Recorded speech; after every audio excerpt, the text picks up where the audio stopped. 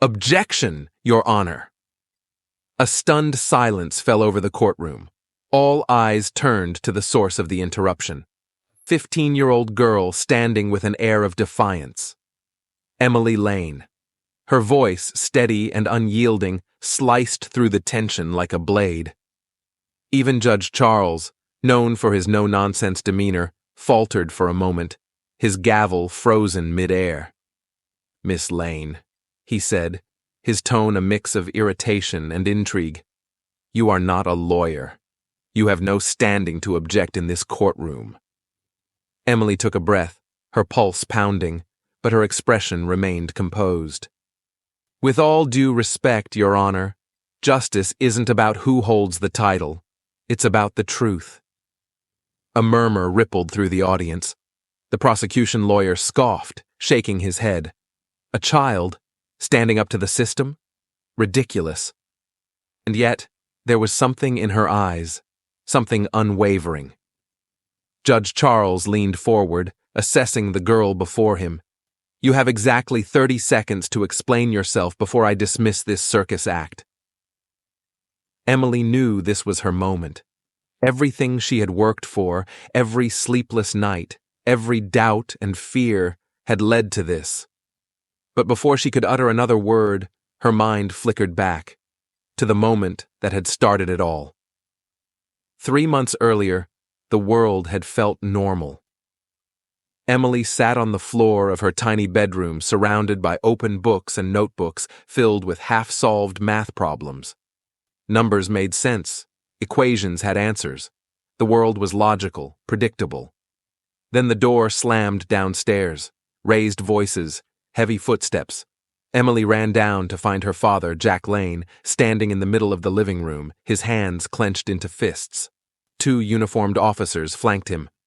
"Jack Lane, you're under arrest for grand larceny," one of them announced. Emily's stomach dropped. "What? No, there's been a mistake!" Jack turned, his face tired but calm. "It's okay, Em. Stay back." The handcuffs snapped around his wrists. "Wait!" Emily's voice cracked. "What is this about?" The taller officer barely glanced at her. "Theft. Stolen goods from Barrett Enterprises. Solid evidence against him." Solid evidence? Those words gnawed at her brain. That didn't make sense. Her dad wasn't a thief. He barely made enough to get by, but he was honest. Too honest. Emily ran after them as they led him to the squad car. "Dad, tell them! Tell them you didn't do it!" Jack looked at her, the deep lines on his face heavier than ever. "Don't worry about me, kiddo. Just be good, all right?" Be good? How could she, when the world had just been turned upside down? At the police station, the so-called evidence was laid out before them. Fingerprints, a security video, even a signed confession. A confession Jack swore he never wrote. The public defender barely looked up from his coffee-stained desk. "This case is a slam dunk for the prosecution," he muttered. "Best we can do is negotiate a plea deal. If we're lucky, he's out in a year." A year? Emily clenched her fists. "But he didn't do it. This evidence, none of it makes sense." The lawyer sighed, rubbing his temples. "Kid, that's how the system works. You don't have to like it. But you can't fight it." That was the moment she knew.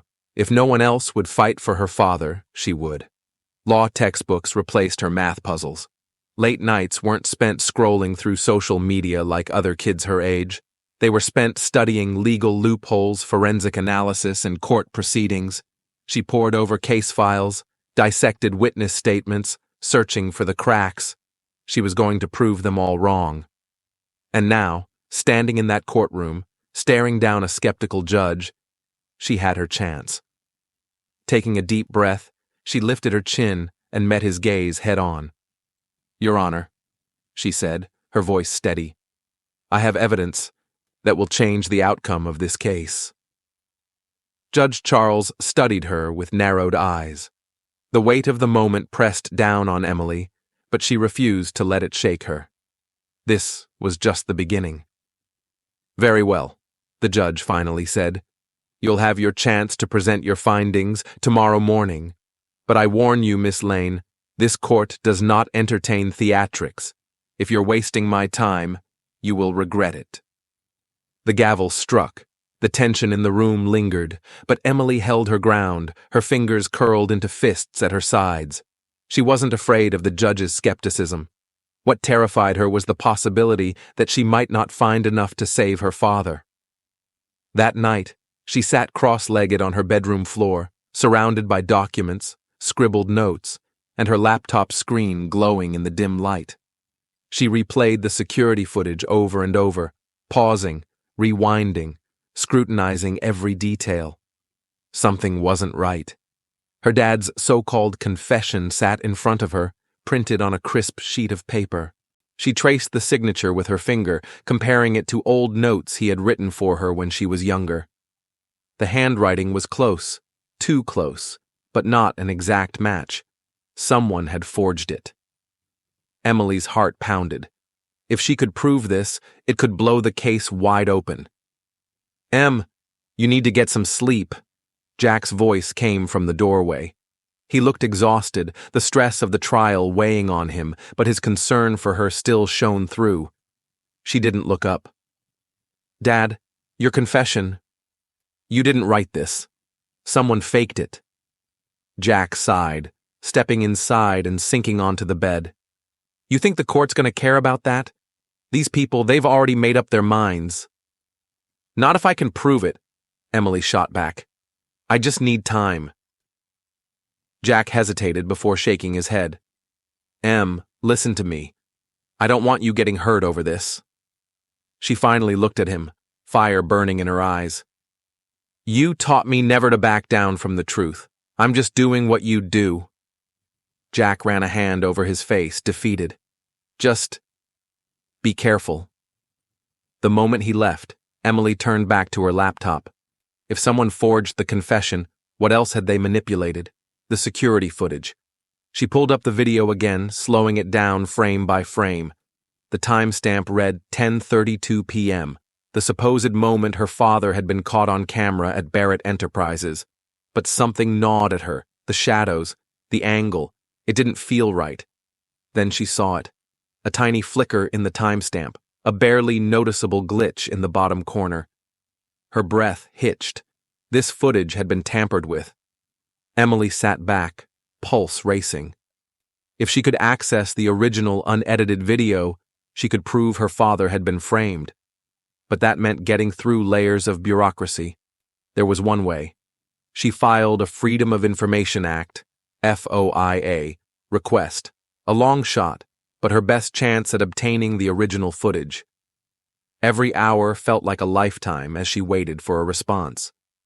When the email finally arrived days later, she held her breath before opening it. Her request had been approved. She clicked the link, downloading the raw footage. Heart pounding, she pressed play. The unaltered timestamp appeared.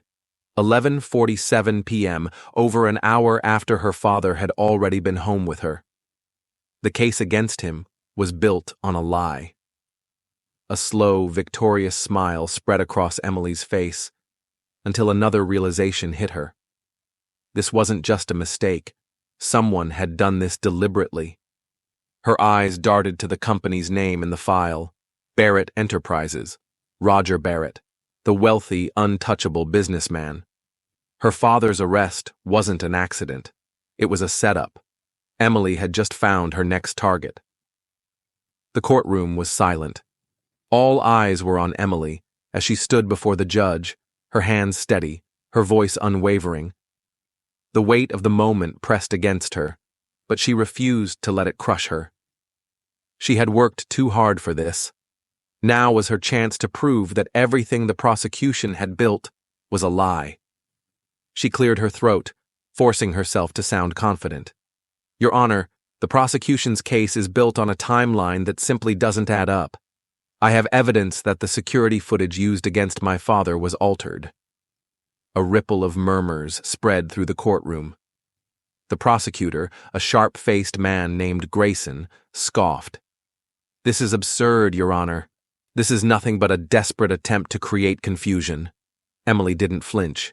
I'm not asking for opinions. I'm asking the court to look at the facts. She turned toward the projector and played the footage. The room darkened as the video flickered to life on the large screen. This, she pointed to the timestamp, is the footage the prosecution presented. It places my father at the scene of the crime. At 10:32 p.m., Judge Charles leaned forward. His eyes narrowed. And your point, Miss Lane? Emily clicked on another file, the original, unedited footage she obtained through her FOIA request.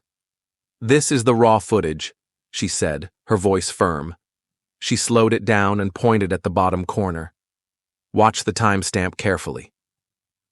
The flicker appeared again, the subtle, nearly imperceptible glitch where the numbers had been manipulated. A hush fell over the room. The judge frowned. Miss Lane, what exactly are you suggesting? She took a deep breath. That someone tampered with the evidence. The actual timestamp on the original video reads 11:47 p.m. My father was home by then. Gasps rippled through the gallery. Even Grayson looked momentarily rattled before regaining his composure. Judge Charles leaned back, rubbing his chin. Miss Lane, this is a serious accusation. Are you prepared to prove that this footage is authentic? Emily met his gaze, refusing to back down. Yes, Your Honor. I have the approval records from the Freedom of Information Act request and an affidavit from the agency that provided the original file. The judge exhaled sharply. Mr. Grayson, how does the prosecution respond? Grayson adjusted his tie, his face tightening. Your Honor, even if the timestamp was incorrect, it doesn't prove that the defendant wasn't there earlier. The theft occurred within a window of time. Emily felt the anger rising inside her, but she kept her voice calm. You're right, except there's no proof my father was there at any time. The only piece of evidence placing him at the scene is this altered video. Without it, what does the prosecution have? Silence. The judge tapped his gavel against the desk. This court takes allegations of falsified evidence very seriously. I am granting a temporary delay in the proceedings to allow for a full forensic review of the footage. A mix of relief and adrenaline surged through Emily's veins. This wasn't a victory, not yet, but it was a step forward. Court was adjourned. The moment the gavel struck, the room erupted in hushed conversations. Reporters whispered into their phones. The audience murmured. But Emily didn't care about any of them. Her eyes were locked on one person, Roger Barrett. The billionaire sat in the front row, his sharp suit immaculate, his posture relaxed. Too relaxed. He didn't look rattled, didn't look worried. He simply smiled, a slow, measured smirk, as their eyes met. Emily's stomach twisted, but she forced herself to hold his gaze. He wasn't just watching, he was calculating. Barrett leaned over and whispered something to his lawyer. Then, still smiling, he stood and buttoned his jacket, strolling out of the courtroom like he had just let her win a round in his game. The unease in her chest grew as she stepped outside into the crisp evening air. The courthouse steps were crowded with people, journalists, spectators, legal analysts. She ignored them, pulling her hoodie over her head and making her way down toward the street. Halfway to her bus stop, she felt it. A presence. Someone was following her. She turned a corner, walking faster. Footsteps echoed behind her. Emily's breath hitched. She glanced over her shoulder. A man in a dark hoodie, his face obscured by the dim streetlights. She reached into her pocket, gripping her phone. If she ran, would he chase her? She stopped abruptly, turning to face him. "Who are you?" she demanded. The figure didn't answer. He took a slow step forward, his voice barely above a whisper. "You don't know what you're getting yourself into." Her fingers tightened around her phone. "Is that a threat?" The man chuckled, but there was no amusement in it. "It's a warning." Then, before she could respond, he turned and disappeared into the shadows. Emily stood frozen for a long moment, heart pounding. She had rattled someone. And now, they wanted her to stop. Emily sat in the darkened corner of her bedroom, the glow from her laptop screen illuminating her face. The words of the hooded man echoed in her mind. "You don't know what you're getting yourself into." She should have been scared. Maybe part of her was, but more than that, she was furious. If Barrett thought he could intimidate her into silence, he was wrong. Her fingers flew over the keyboard as she dug deeper into Barrett Enterprises. She had already found cracks in the case against her father. Now she needed to know who had put them there. Barrett wasn't just a rich businessman, he was untouchable. His company was tied to dozens of government contracts, lucrative real estate deals, and high-profile investments. On the surface, everything looked clean. Too clean. Emily leaned closer to the screen, scanning old legal filings. Barrett Enterprises had been sued multiple times, but the cases always disappeared. Plaintiffs withdrew their claims. Key witnesses went missing. Investigations were quietly shut down before they could even begin. One article caught her attention. A former employee named Victor Hayes had accused Barrett of fraud and financial manipulation. He had provided evidence, real evidence. And then suddenly, he dropped the case and vanished. Emily's stomach twisted. This wasn't about one setup. Barrett had done this before. She grabbed her notebook, flipping to a fresh page. She needed to find Victor Hayes. If anyone knew how deep Barrett's corruption went, it was him. The next morning, she arrived at the courthouse early, skipping school for the third time that week. She was supposed to be in algebra class. Instead, she was building a case against one of the most powerful men in the city.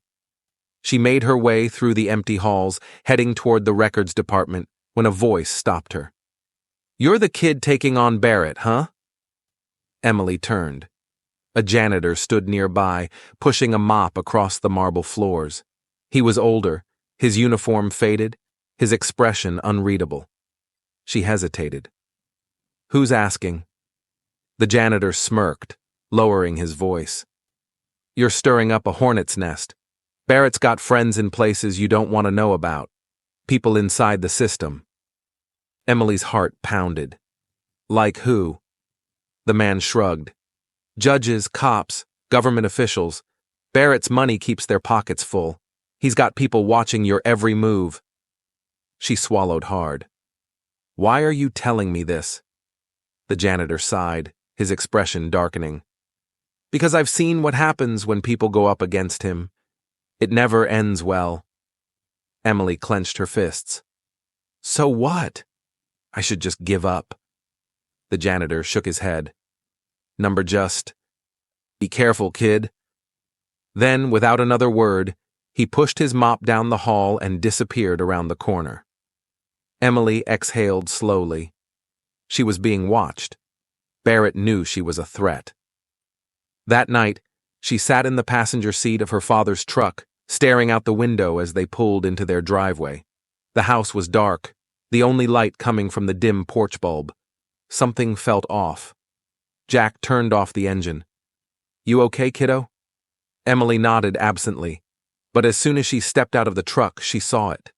The front door was open. She froze. "Dad!" Jack saw it too.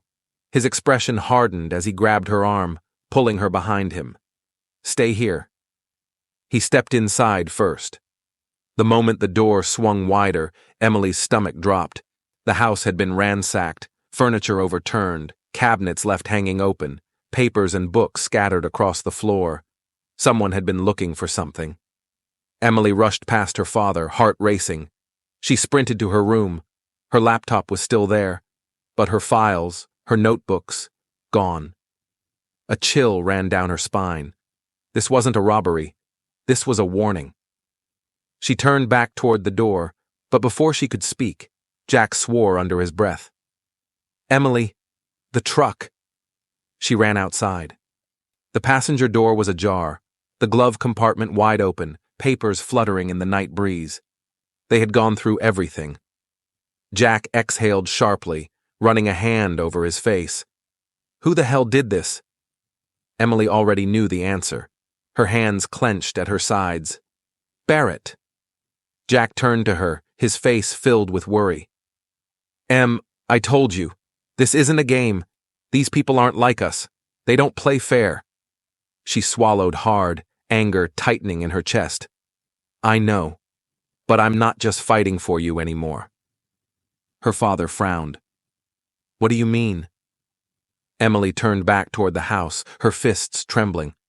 "This isn't just about you, Dad. It's bigger than that." Barrett wasn't just protecting himself. He was covering up something much, much bigger. The air in the courtroom felt heavier than before. The whispers, the sideways glances, Emily could sense it. Something was different. The prosecution had a new card to play. Judge Charles entered, his sharp eyes scanning the room. "Mississippi Lane, you may proceed with your argument," he said. But before Emily could speak, the prosecutor, Grayson, stood. "Your Honor, before the defense continues, the prosecution would like to call a new witness to the stand." Emily stiffened. "New witness?" Judge Charles raised an eyebrow. "A last-minute witness, Mr. Grayson? This is highly unusual." Grayson nodded, feigning politeness. "We only recently secured this testimony, Your Honor. The witness is prepared to testify that they saw Jack Lane leaving Barrett Enterprises on the night of the alleged theft." Emily's stomach twisted. This wasn't just a new witness. This was a setup. The bailiff opened the side door, and a middle-aged man in a suit stepped forward. He looked calm, collected, too collected. "Please state your name for the record," Grayson said.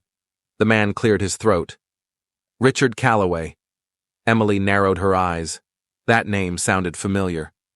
Grayson continued. "Mr. Calloway, can you tell the court what you saw on the night of the alleged crime?"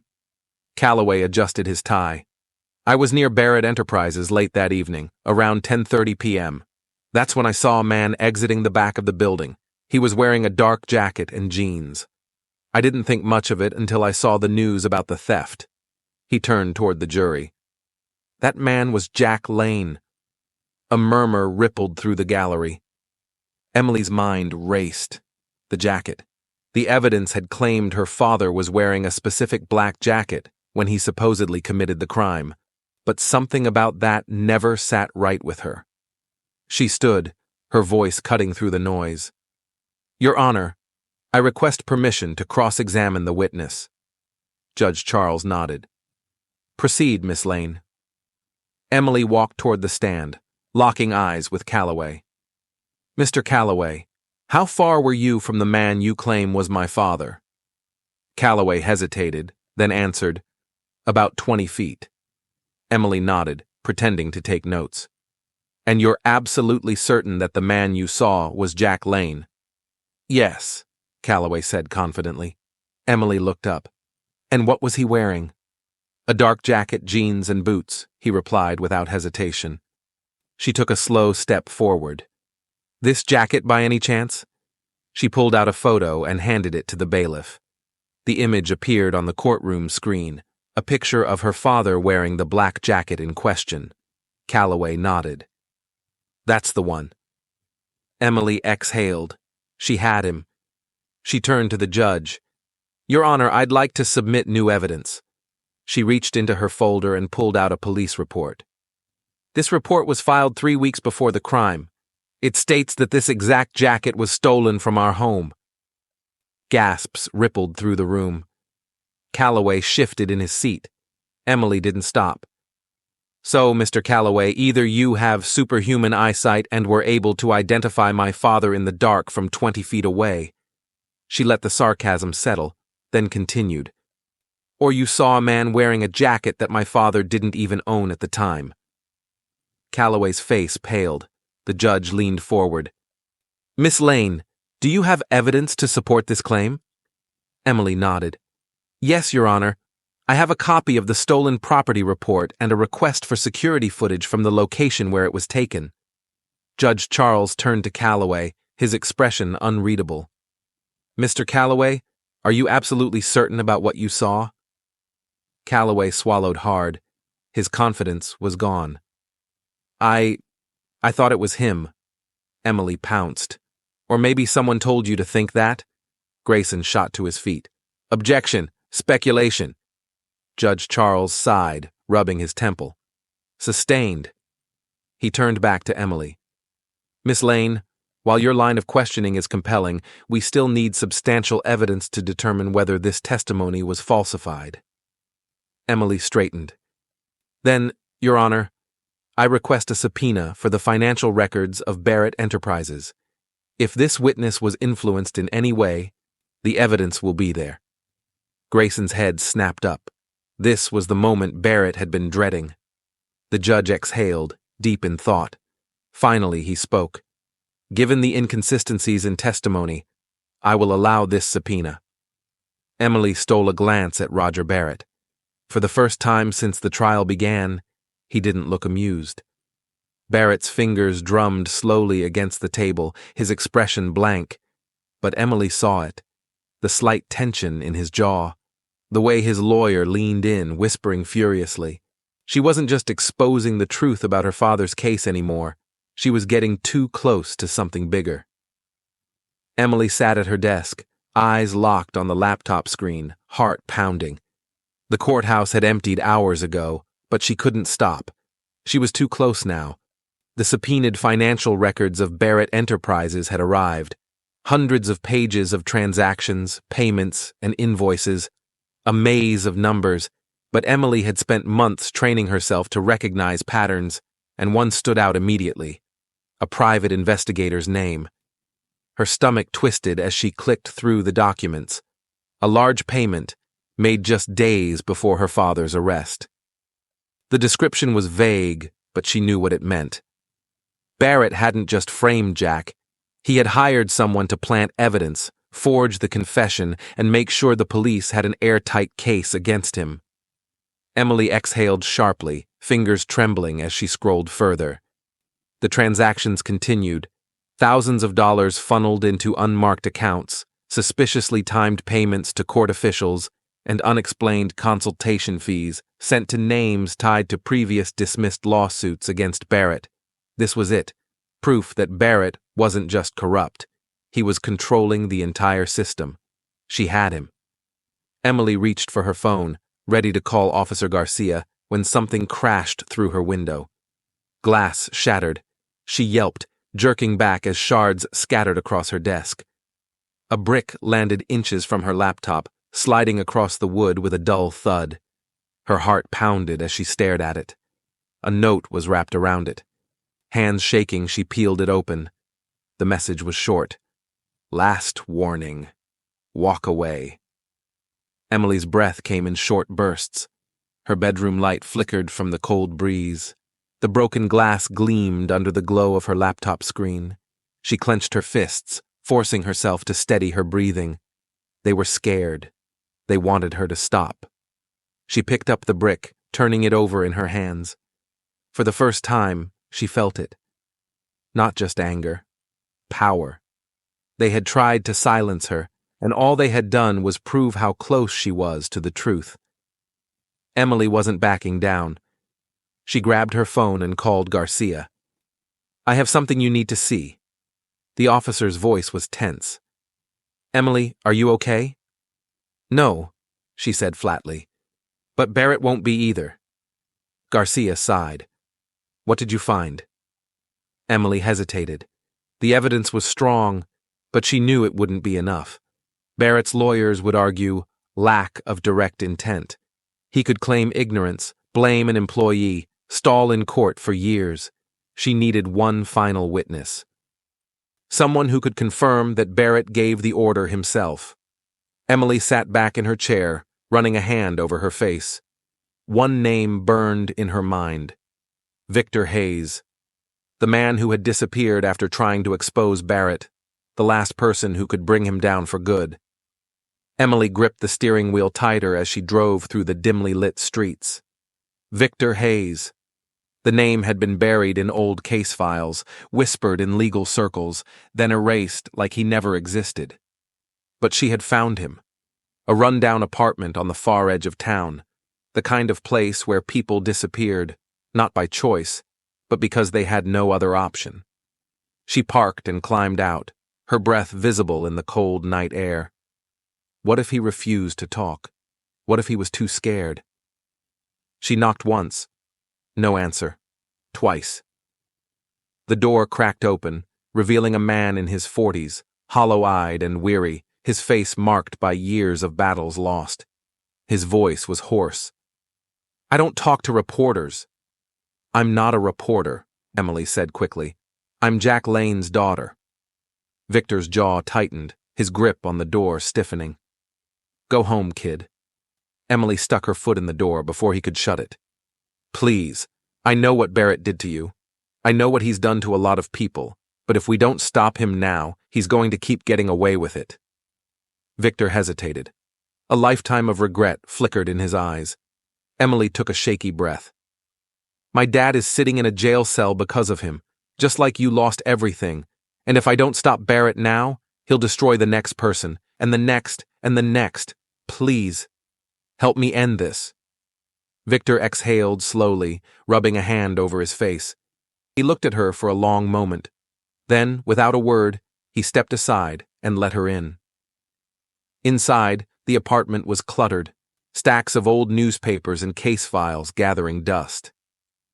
Emily got straight to the point. "I have financial records proving Barrett paid people to frame my dad, but it won't be enough unless someone testifies that he ordered it himself." Victor's hands clenched. "You think I haven't tried? I had evidence, real evidence, but Barrett owns the system, judges, lawyers. He made sure my case disappeared, and when I didn't back off, he made sure I did." Emily's pulse quickened. "But if you testify in court, under oath, in front of the press, he won't be able to hide it this time." Victor shook his head. "You don't get it. Barrett doesn't just ruin people, he erases them." Emily leaned forward. "That's why you need to do this. Barrett is scared right now.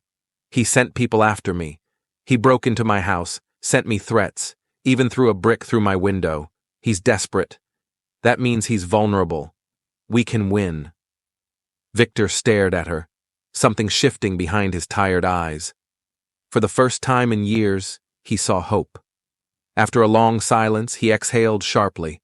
"All right, I'll testify." Emily felt a surge of relief so strong it almost made her dizzy. "Thank you," she whispered. Victor sighed. "Don't thank me yet. We still have to make it out of this alive." The next morning, the courtroom was packed.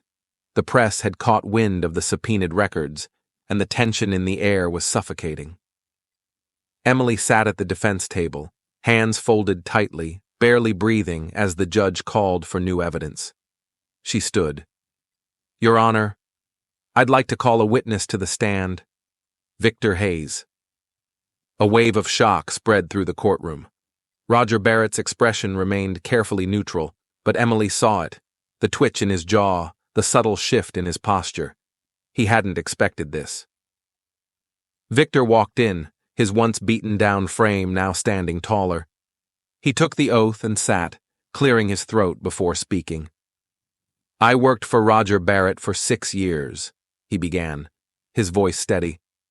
"I was part of the financial team, managing internal audits. That's when I found it. Offshore accounts, fabricated records, bribes disguised as consulting fees. Barrett was manipulating the justice system for years. He didn't just frame Jack Lane. He's framed dozens of people before him." Gasps erupted from the crowd. Emily stole a glance at Barrett. His fingers curled into fists. The prosecution's lawyer, Grayson, shot to his feet. "Your Honor, this is outrageous. These are nothing but baseless accusations." Emily turned to him.